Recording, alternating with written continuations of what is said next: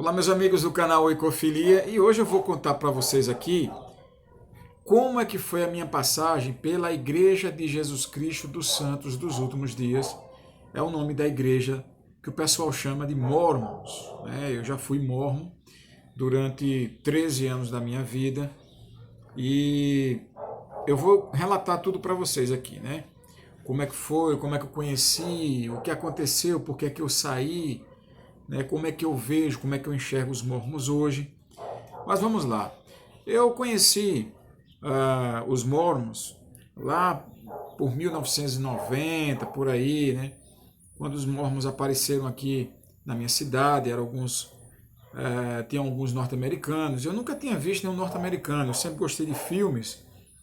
E aí, quando eu escutei falar que havia uns americanos morando aqui, eu fiz questão de ir até eles. Eu queria conhecer um norte-americano. Foi quando eu então tive contato com aqueles americanos e os missionários, como vocês sabem, são pessoas educadas, são pessoas realmente muito simples, né? Eles não têm nenhum tipo de vaidade, tá? E depois os missionários passaram a visitar a minha casa. Meu pai os acolheu bem, né? Meu pai já foi pastor evangélico, ele é evangélico, eu sou de formação evangélica cristã. E o que aconteceu foi que eu comecei a receber palestra, né, dos missionários. Eles deixaram, se eu não me engano, na época eram 6 palestras ou eram 12, eu não estou lembrado exatamente o número de palestras. A cada semana eles davam uma palestra, deixavam um novo desafio. E tem muita coisa boa nas palestras, tá? Eu vejo aí muitos ex-mormons que ficam falando mal dos mormons. É como se eles fossem 100% maléficos, e não são. Isso é uma lenda, eu quero, né, desde já deixar isso bem claro aqui. Tem palestras muito boas, por exemplo, tem uma palestra deles que eles ensinam sobre a palavra de sabedoria. O que é a palavra de sabedoria? É você não beber, não fumar, você não fazer uso de substância tóxica, você evitar tomar café. Então, assim, foi uma coisa que para a minha vida veio agregar, né? Então, tem muita coisa ali que é coisa boa. Então, no dia 24 de maio de 1992, eu fui batizado por Brett Owen Anderson. Tá aqui, ó, certificado de ordenança. Certificamos que Ismael foi batizado no dia 24 de maio por Brett Owen Anderson e confirmado membro da Igreja de Jesus Cristo dos Santos dos Últimos Dias em 24 de maio de 1992 por Brett Owen Anderson. Então ele me batizou e foi ele que fez a minha confirmação como membro da Igreja de Jesus Cristo dos Santos dos Últimos Dias, como vocês estão conferindo aí, ó, na certidão, tá, do meu batismo. Eu não sei se é a mesma certidão hoje, mas é uma certidão padronizada. E aí, em 21 de junho de 1992, eu fui confirmado, fui ordenado ao ofício de sacerdote, né, no sacerdócio arônico, pelas mãos de Michael R. Astle, né? Esses missionários aqui eram da missão Brasil-Salvador, certo? Está aqui aí. O Elder Astle me ordenou como sacerdote. Foi um dia muito bom, tá? Eu estava muito feliz, muito alegre, né? E fiquei bem mais feliz ainda em 18 de abril de 1993, né, quando fui ordenado ao ofício de Elder, no sacerdócio de Melquisedeque, por Martin Troy Long, o Elder Long. Esse Elder aqui, por sinal, era um Elder alto, né? O cara parecia um gigante. Então tá aqui. E mais tarde, gente, eu tive a oportunidade também de me dirigir para uma missão, né? Então eu fui aqui, ó, Elder e Moura, a Igreja de Jesus Cristo dos Santos dos Últimos Dias. Eu me chamava assim, Elder e Moura. Tá aqui a minha plaquinha que eu guardo até hoje, tá? Tem até algumas coisas aqui da época, uns adesivos, né, que me deram. E assim, eu conheci a igreja muito jovem, eu era um adolescente e era tudo muito bom, tinha muita atividade, principalmente para jovem, tinha filmes, tinha dia de sábado tinha brincadeiras, tinha muita integração e aquilo ali tudo me cultivou, né? Eu era um cara muito tímido, né? E uma das coisas boas que eu devo muito à igreja, né, de Jesus Cristo dos Santos dos Últimos Dias, dos Mormons, é que eu deixei de ser tímido, né, me colocavam para dar discursos, né, eu comecei dando um discurso, 5 minutos, e eu me lembro que eu estava muito nervoso. Você também é desafiado a ir lá na frente para prestar o seu testemunho da igreja. Eu era muito tímido, e eu tive que perder essa timidez dentro dessa igreja, porque eu era desafiado por eles justamente a ir lá à frente, a dar discurso. E o que aconteceu? Eu fui para essa missão, mas o meu dilema todo começou, na verdade, na missão, porque eu não fiquei os meus 2 anos. Quando eu cheguei lá, eu comecei a entrar na casa das pessoas e eu comecei a falar para as pessoas sobre Joseph Smith, a contar a visão, a primeira visão. Eu comecei a dizer para elas assim, olha, eu sei que Joseph Smith viu Deus o Pai e seu Filho naquela manhã, e eu começava a contar então, né, o relato da primeira visão, né, de que Deus e Jesus apareceram para Joseph numa coluna de luz, mas no meu coração alguma coisa, né, pesava. Eu sentia que, pela primeira vez na minha vida, eu sentia que eu realmente não acreditava naquelas coisas. Estava com mas muita dúvida. Eu olhava para aquela. Eu me lembro que eu estava ensinando para uma mulher, eu olhei para aquela mulher e eu pensei assim: e se não for verdade? Eu estou dizendo para essa mulher que Joseph Smith viu Deus, o Pai, e viu Jesus Cristo. Mas pela primeira vez eu não sei se ele viu. Né? E aquilo começou a virar um dilema. E eu tive uma crise, né, de depressão, de ansiedade muito grande, muito forte. Eu pedi para voltar, foi autorizada a minha volta. Porém, quando eu cheguei na cidade, né, eu lembro que o presidente na época chegou para mim, o presidente da igreja aqui, que era o meu responsável, e não me acolheu, ele não me recebeu bem. E veja bem, não estou dizendo que eu saí da igreja por causa disso, vai acompanhando aí a linha de raciocínio. Mas ele falou para mim o seguinte, que eu era uma vergonha, que eu não mantive a honra, né, por não ter completado os 2 anos na missão. Eu teria que ficar os 2 anos, mas veja só, eu não estava me sentindo bem. Eu estava com depressão, estava com ansiedade, eu não estava me sentindo bem ali. Eu nem tinha certeza do que eu estava ensinando. Então eu fiz essa opção. Naquele momento, aquela opção para mim foi a melhor. Eu precisava voltar para o seio da minha família. E eu voltei, e tudo continuou, né, mas não como antes. Eu sempre com muita dúvida. E eu passei por diversos cargos na igreja, e um dos cargos era dar aula do Instituto de Religião.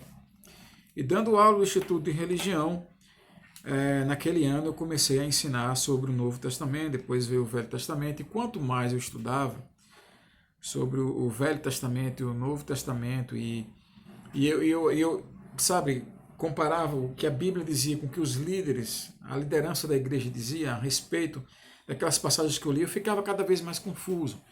Uma das passagens que me deixou muito confuso foi uma opinião, né, de um líder da igreja a respeito do Davi, como se o Davi tivesse perdido, né, a sua exaltação, como eles chamam. Né? Na verdade, eu traduzindo para vocês que não são bons, seria a salvação, né?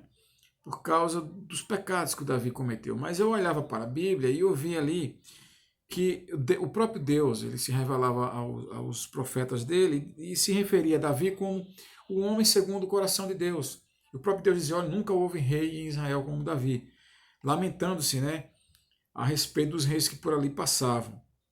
E eu ficava, mas como é que pode um homem desse, né, ter perdido de repente a sua exaltação?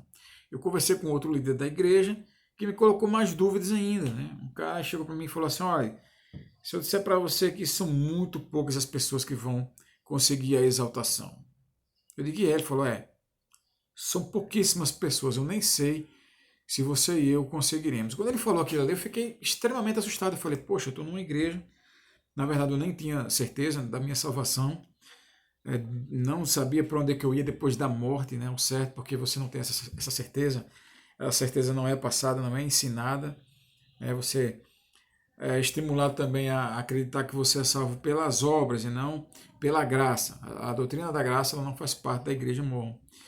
Isso começou então a perrear a minha mente, Fiquei então extremamente perturbado, né?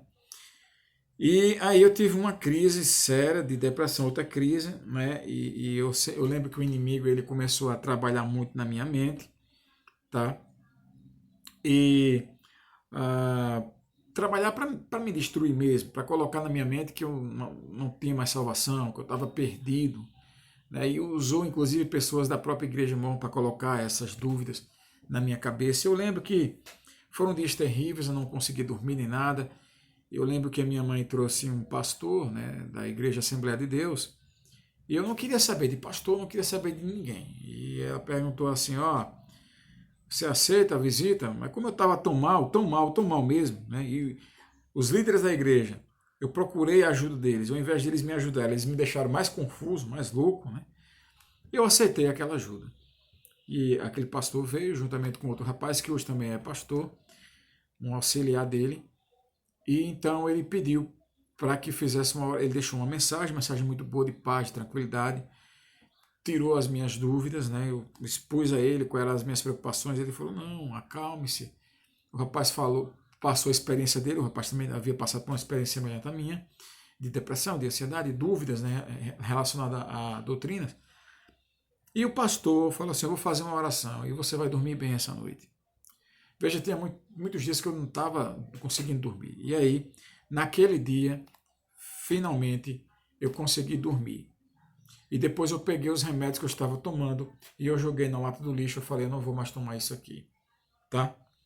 Mas a dúvida continuava, porque eu acreditava que a igreja de Jesus Cristo dos Santos dos Últimos Dias fosse a única verdadeira, porque é isso que os nossos amigos mormons ensinam, que é a única igreja verdadeira e as outras são apostasia. Então eu tinha muito medo, né, de me unir a um outro grupo cristão, porque eu sabia que se eu fizesse isso eu estaria em apostasia, eu não queria desagradar a Deus, né? Afinal de contas, aquela pessoa que tem temor a Deus, ela não quer desagradar a Deus, ela quer agradar a Deus, quer dar nos caminhos de Deus. E, gente, mas aí eu comecei, né, a pesquisar mais sobre a igreja. Eu sou formado em história, sou professor de história, na época eu não era, mas eu sempre gostei de história, sempre gostei de pesquisar, de estudar. Eu comecei a estudar mais a fundo, né? Tem um livro chamado História da Igreja na Plenitude dos Tempos. Eu comecei a ver muita contradição. Eu falei, pera, eu vou parar para ouvir o que é que os críticos da igreja dizem também, por que não? Eu comecei então a ler as obras, né, de um casal que saiu da igreja, hoje tem um ministério, inclusive a, uma é a mulher, né?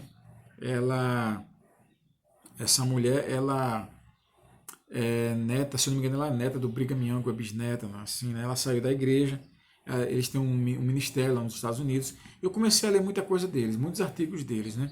Falando porque é que eles haviam saído da igreja, porque é que eles haviam deixado a igreja. Porque assim, naquele momento eu tinha que descobrir, ou essa igreja é verdadeira ou não é.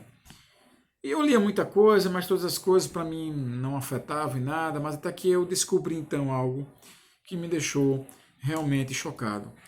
O que eu li foi a respeito de um livro, né, que é considerado sagrado. Tem aqui um livro que é tríplice, né? Tem o livro de Mormon, tem o Doutrina e Convênios, tá? Que é de revelações modernas recebida pelo Joseph Smith. E eu tenho aqui a Pérola de Grande Valor.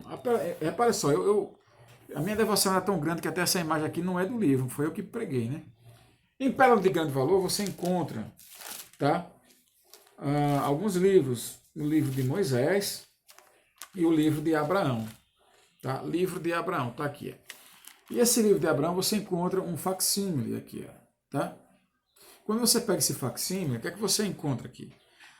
De que esse livro de Abraão, deixa eu explicar, preste muita atenção a isso, que o livro de Abraão, ele foi traduzido por Joseph Smith pelo dom que ele tinha de tradutor, que ele traduziu o livro de Mormon. Só que o livro de Mormon, o anjo Moroni havia levado as placas. Mas o livro de Abraão, não. O livro de Abraão tinha um rapaz, na época, que estava andando lá na região onde Joseph Smith morava, e estava vendendo artefatos egípcios, né? E ali havia uma múmia, e havia um rolo de papiro, né? E os membros da igreja viram esse rolo de papiro e pensaram, será que não é alguma coisa, alguma escritura sagrada? né? E decidiu levar para Joseph Smith, compraram, levaram para ele, e ele examinou rapidão e falou, é sim, isso aqui, gente, vocês não sabem, mas é o livro de Abraão. Eu vou traduzir para vocês o livro de Abraão. E ele traduz, então, esse livro de Abraão, onde ele traz aqui algumas doutrinas, né? O Doutrina do Convento também tem doutrinas novas, né? Como a da pluralidade de deuses. E ele traduziu tanto o livro, né? Como também os facsímiles, né? Ele fala que, por exemplo, esse cara que está aqui é o anjo do Senhor, não, o anjo do Senhor, figura 1. Não, figura 1 não. Figura 3, o sacerdote idólatra de Alquena tentando oferecer a Abraão em sacrifício. Na verdade, né, é Anubis, a interpretação de Anubis. Eu vou explicar sobre isso daqui a pouco. E ele falou que esse cara que está aqui seria Abraão, e aqui a imagem 1 seria o anjo do Senhor, né? Gente, o que foi que eu descobri? Nas minhas pesquisas eu descobri que esse papiro ele foi preservado, tá? E um dia a igreja, isso aí na década de 70, né, porque a egiptologia era uma língua desconhecida na época de Joseph Smith, então ninguém sabia, todo mundo acreditou que, na verdade, ele havia traduzido pelo dom e poder de Deus, porque ninguém sabia, ninguém tinha conhecimento da egiptologia. Então, não, se ele está falando que é, porque é. Né? Mas aí no começo da década de 70, o professor D.J. Nelson, que era um membro da igreja, tinha mais de 40 anos como membro da igreja, e havia se formado como egiptólogo, né, foi convidado pelos oficiais da igreja, em especial pelo Dr. Hugh Nibley, que era um apologista mórmon, né, que defendia a igreja, e também era catedrático, né, da Universidade de Brigham Young, para examinar esses papiros. Né? E aí ele examinou esses papiros, levou esses papiros para casa, examinou, fez a tradução desses papiros, voltou, e D.J. Nelson falou assim, olha, é o seguinte, Joseph Smith, né, mentiu na tradução do livro de Abraão. Esse papiro não tem nada a ver com Abraão da Bíblia, como Joseph Smith explicou. Na verdade, isso aqui é uma tradução falsa. Certo? Então a igreja precisa reconhecer. Só que a igreja falou, não, nós não vamos fazer isso. E aí no dia 8 de dezembro de 1975, o ano do meu nascimento, né, D.J. Nelson, junto com sua família, pediu o desligamento oficial da igreja mórmon. Então ele se desligou. Então ele tinha aí, gente, muitos anos, né? Eu falei 40 anos, mas na verdade, se não me engano, eram 22 anos de membros da igreja. E ele se desligou da igreja e aí ele começou a sofrer, né, ataques por parte da igreja. E, gente, esse rolo, né, esse rolo, esse papiro, a igreja não reconheceu. Inclusive a igreja vai dizer depois que nem sabe se é realmente o original do rolo. Ele fala que é só metade, que não tem toda a tradução, né? Tá faltando rolo, mas na verdade isso já foi refutado, tá? Tem um documentário chamado The Lost Book of Abraham, esse documentário aqui, onde tem egiptologistas, diversos deles, né, que examinaram também, né, esse material e confirmaram. Então veja, quando eu descobri isso, eu fui perguntar para o meu bispo, ele nem tinha conhecimento. Eu falei assim, olha, se José Smith não traduziu o livro de Abraão da maneira correta, então ele também não traduziu o livro de Mórmon. E tem uma outra história relacionada ao livro de Mórmon que eu vou contar em um outro vídeo, porque esse vídeo aqui já ficou muito extenso. Tá, mas eu vou contar. Se inscreve no canal, que no próximo vídeo eu vou falar sobre essa história, né, envolvendo também a tradução do livro de Mórmon, que aquilo ali já deixava claro que, na verdade, o livro de Mórmon não foi traduzido pelo poder de Deus. Né? Na verdade, na minha opinião, nem existiu placas. Mas, diante disso, gente, então eu sabia que Joseph Smith não tinha o poder de tradução, né? E eu sabia que essa igreja, apesar de ser uma igreja bacana, uma igreja muito bem organizada, que tem programas muito legais para moças, para adolescentes, ela não era a igreja verdadeira. E ficou inviável eu permanecer nessa igreja, porque para permanecer nessa igreja, participando de todos os rituais sagrados dessa igreja, eu tinha que acreditar nela. Então, a partir desse momento ficou inviável eu continuar nessa igreja, tá? Então, por isso que eu abandonei essa igreja, eu saí dela, respeitando as pessoas que ficaram lá, respeitando os familiares que ficaram lá. Eu tinha 2 irmãos lá, um deles saiu, não está em nenhuma igreja. Comecei eu saí da igreja, mas eu não abandonei a minha fé em Jesus Cristo, tá? Sempre comecei a frequentar uma igreja batista, frequentei durante muito tempo essa igreja batista, né? Depois eu me afastei. Hoje estou frequentando a igreja Verbo da Vida. E assim nós precisamos preservar a nossa fé, né, em Deus, em Jesus. Eu vou falar mais sobre essas coisas no próximo vídeo. Então você fica antenado, se inscreve no canal, ative o sininho, deixa o seu like, que você vai ser notificado. Beijo no seu coração e comenta aí abaixo o que é que você está achando.